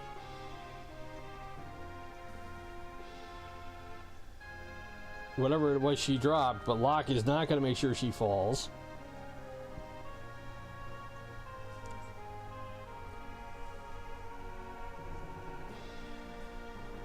Yep, that's the love story right there between a former general and a treasure hunter. Less talk, more running.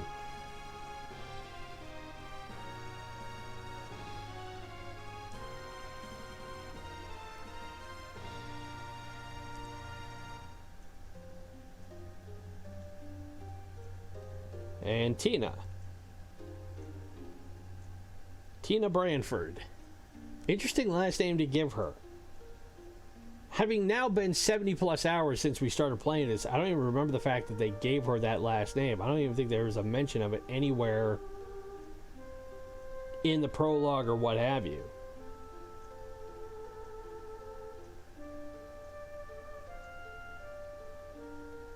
And remember the fact that Maydeen was her father.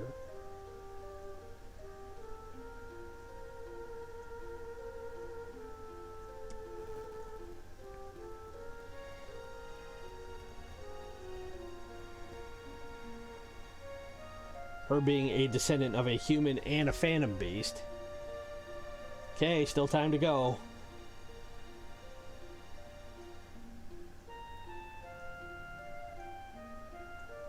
Oh, and Realm. And we totally forgot about Realm and Strago. Realm Aroni.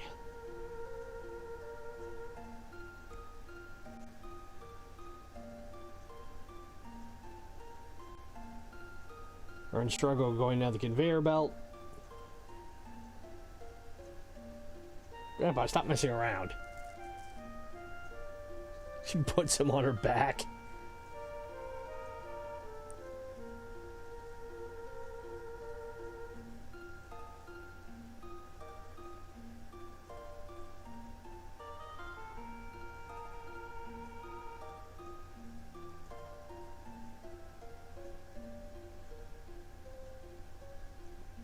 Oh, and yep, we also forgot about Shadow. Shadow. If Shadow had like a 4-tier name, I would have found that very funny. But we actually didn't really get his whole backstory. We got a hint of it, but that was it.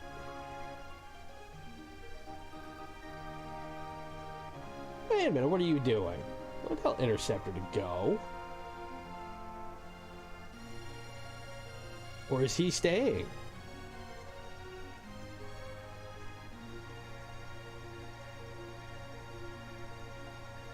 Yeah, that's it. So Shadow, I guess, has called it good.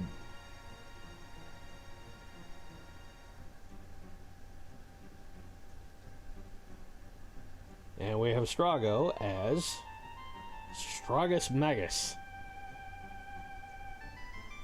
A very Latin name.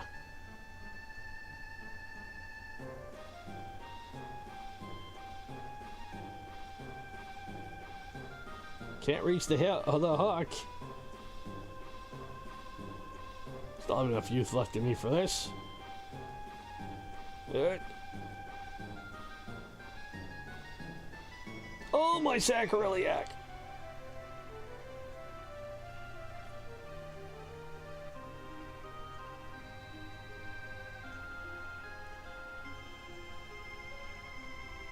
And you.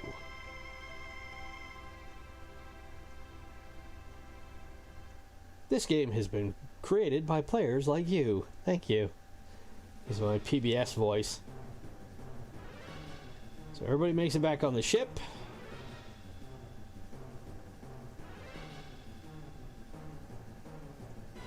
Setzer's gonna fly him out. And there's the last match of rock. It's gone.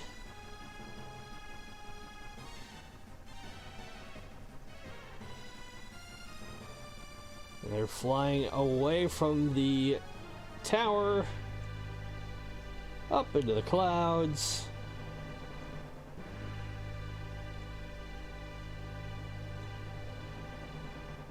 And away she goes.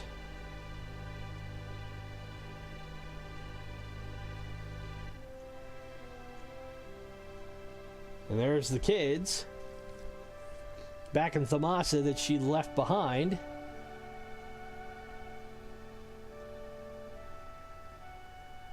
And I suspect that's where she's going to end up.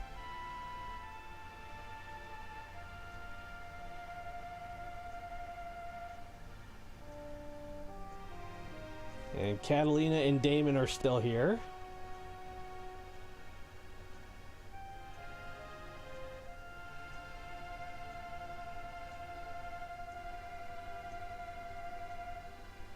And there's the ship. They made it out.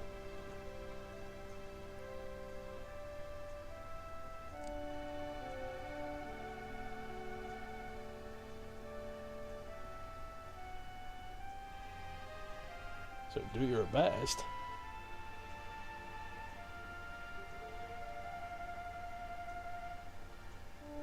Now it looks like Tina's gone. Nope, there she is. Starboard side.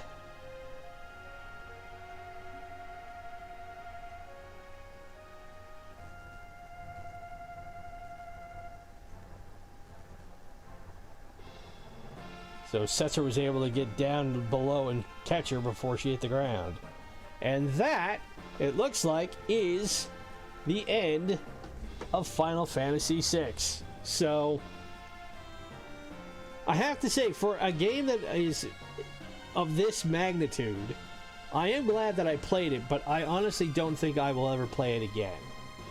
I can understand why it is considered one of the great RPGs of all time, for both the scale and in keeping with Final Fantasy, I don't want to say tradition, but in how the games were of its type and of its time. It went in directions that you normally didn't see in games at the time, like seeing the world get blown up halfway through and having to completely keep it from being blown up again. I understand why people think that Kefka is one of the great baddies in all of video games, because he's truly diabolical. You know, as for somebody who went from playing the original Final Fantasy with a pretty generic villain in Chaos all the way through to Final Fantasy VII with Sephiroth, and Sephiroth was a great baddie to kick off the 32-bit generation. Kefka is just so twisted and malevolent that when you look at the list of the great video game baddies, he's usually up there at the top, if not at the very top. That said, I stand by my original statement that this game has not aged all that well. And I don't just mean in terms of graphics, even though, as you can see with this, the graphics are still, for the 16-bit generation, they were really, really well done.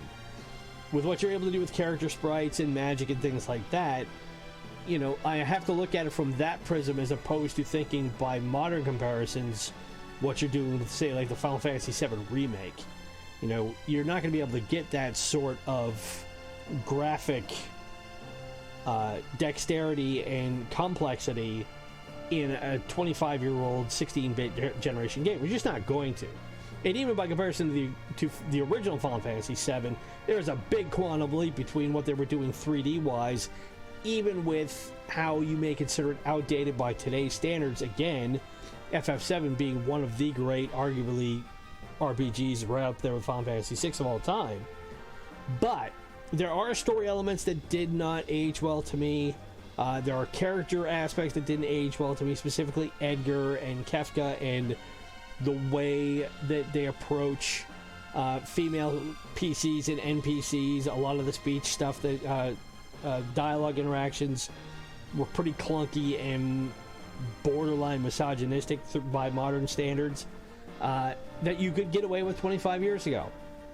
And as I said through this whole thing, understanding in context what this game was 25 years ago, and knowing that if they ever decided to remake it, they would have to change for modern audiences and modern tastes a lot of that stuff. And I don't think that's a bad thing. I don't think that, you know, as we continue to evolve culturally and societally, we understand that what we thought may have been funny or amusing or not so harmful back in the 90s when I was a 15, 16, 17-year-old kid is harmful now.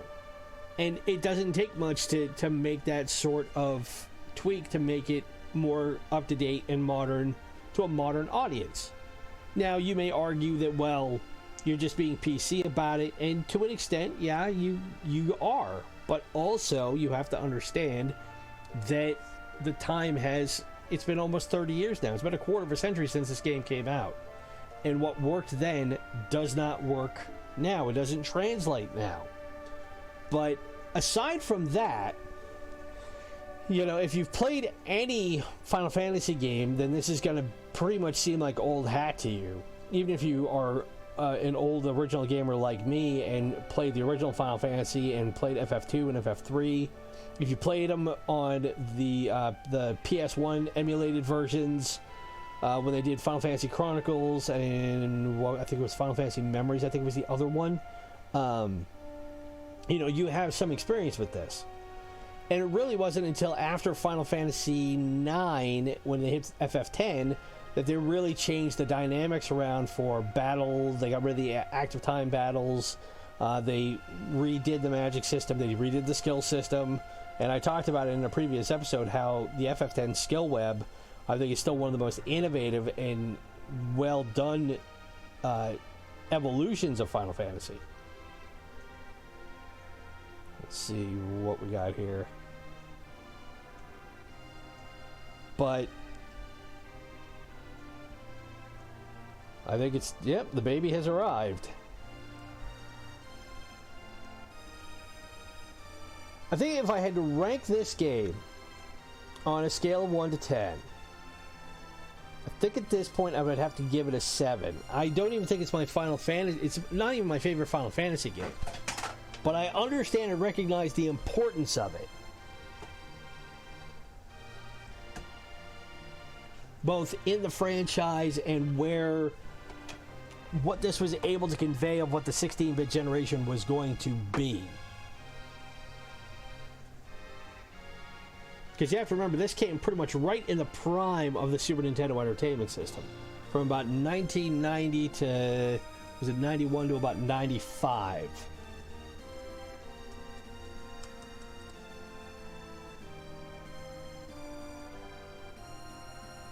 Because, yeah, the Super Nintendo was released in 1990. It came out in 91 in North America. And Final Fantasy VI came out in 94. So the system had already been around for 3 years. We'd already had Final Fantasy III and a couple other ones. And this really, for the 2-bit generation, or for the 2D generation, I should say, I think really took advantage of the technology that was there at the time and created a really interesting story, which you need in a good RPG. You had really good standout characters. They're not all great, and like I said, some of them really don't bear up to close scrutiny nowadays. But I think for what it is, I think it was one of the best realizations of the original Final Fantasy system as we knew it. And that, I think, is going to be the biggest contributing factor to what historically people will remember about Final Fantasy VI going forward.